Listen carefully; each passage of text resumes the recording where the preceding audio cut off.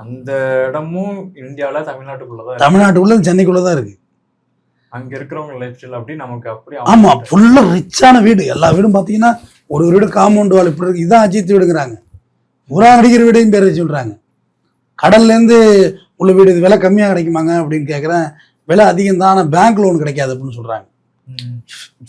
கடலை பார்த்து 500 மீட்டருக்குள்ள bank loan கிடைக்காதான், கம்மியா தான் கிடைக்குமா. ஆனா இதுதான் வீடு எல்லாம் பெரிய பெரிய ஆளுக வீடா சொல்றாங்க, கடற்கரை பார்த்த மாதிரி. இப்போ அவங்களுமே அது 9 to 5 ஜாப் தான் சார் போவாங்க. இல்ல அதுதான் இப்ப நான் கேள்வி கேட்கிறேன். 9 to 5 ஜாப் போய் நம்ம கஞ்ச பிசினாரியா செலவு பண்ணாம இருக்கோமா, இல்ல அவங்க வேற மாதிரி இருக்காங்களா அப்படின்னு நான் அவங்கள்ட்ட கேட்டேன்.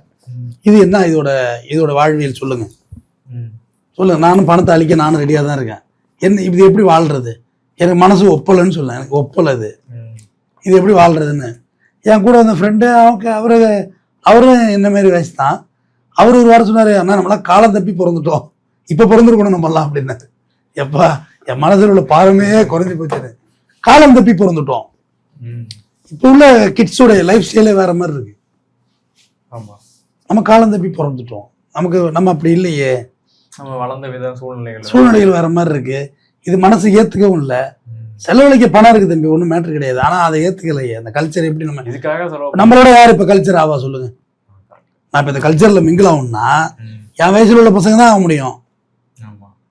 என் வயசுல லேடிஸ் ஆக முடியுமா? அவங்க குழந்தை குட்டி பெற்று பேரம்பேத்தி எடுத்து போயிட்டு இருப்பாங்க. ஸோ அந்த கல்ச்சருங்கிறதே பாசிபிள் இல்லாத விஷயம். ஆனா அப்படி ஒரு உலகம் என்கிறத நேற்று என் கண்ணால் பார்த்தேன். நான் மிகவும் ஆச்சரியப்பட்டேன்.